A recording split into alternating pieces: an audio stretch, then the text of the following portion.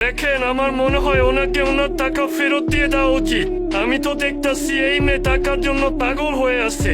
তো আমার মনে হয় আপনি ওনার টাকা দিয়ে দিলে ঝামেলা এখানে শেষ হয়ে যায়। কিন্তু স্যার উনি তো আমাদের পুরো টাকাই ফেরত চাইতাছে, আর ওনার কাছে জামার কোনো ট্যাগও নাই।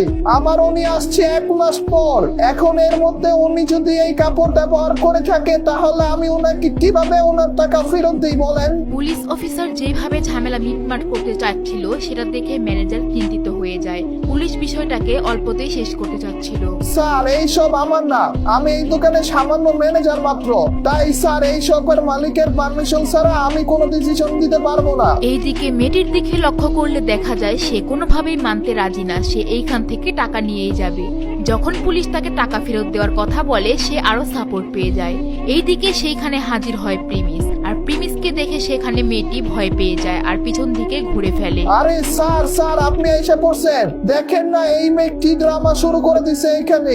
একটু আগে একটা ড্রেসের মধ্যে আগুনও জ্বালায় ফেলছে, ফালতু নাটক শুরু করে দিছে এখানে। প্রিমিস যখন সেই মেয়ের এমন আচরণের কথা শুনে তার মাথা খারাপ হয়ে যায়। সে একবার সেই জামাগুলোর দিকে দেখে আর একবার সেই মেয়ের দিকে তাকায়। সে অবাক হয়ে যায়, কারণ সেই মেয়েটি আর কেউই না, সে ছিল সুনাইরা। এইটাই কি তোমাদের স্যার? হ্যাঁ উনি হচ্ছে আমাদের বস। কি প্রিমিস, তুমি কি সত্যি এই শপের মালিক? প্রিমিসের দিকে তাকিয়ে সে বিশ্বাসই করতে পারছিল না যে এই শপিং মলের মালিক প্রিমিস হতে পারে। প্রিমিস এই শপের মালিক এটা শুনে তার মাথা চক্কর দেওয়া শুরু করে। এই ধরনের মানুষ সামান্য টাকার জন্য আমাদের শহরের মধ্যে অশান্তি সৃষ্টি করে। এর জন্য এদের যদি একটু টাকা পয়সা দেন তাহলে ওরা শান্ত হইব আর আমাদের শহরও ঠান্ডা হয়ে যাবে। ওনার জামা কাপড়ের হিসাব করে দেখো তো কত টাকা হইছে, আর যত টাকা দাম সেই অনুযায়ী ওনাকে টাকা দিয়ে বিদায় করে দাও। প্রিমিসের কথা শুনে ম্যানেজার অবাক হয়ে যায়, কিন্তু তার কিছুই বলার থাকে না, কারণ প্রিমিস এই শপিং মলের মালিক। ঠিক আছে স্যার, আমি এক্ষুনি সব কাউন্ট করে দিতেছি।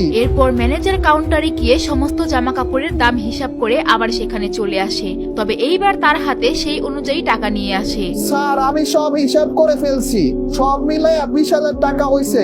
কিন্তু স্যার আপনার কি সত্যি মনে হয় ম্যাডামকে এই টাকা দেওয়া উচিত? প্রিমিসের কাছে এই প্রশ্নের কোনো জবাব ছিল না, তাই সে ম্যানেজারের কাছ থেকে টাকাটা নিয়ে সুনাইরার হাতে দেয়। সুনাইরা একবার টাকার দিকে তাকায়, তারপর আবার প্রিমিসের দিকে তাকায়। যখন সে প্রিমিসের দিকে তাকায় তার মধ্যে হঠাৎ অপমানবোধ জাগ্রত হয়। তার মনে হয় যে প্রিমিস তাকে টাকা ফেরত দিচ্ছে না, উল্টো তাকে বেইজ্জতি করছে।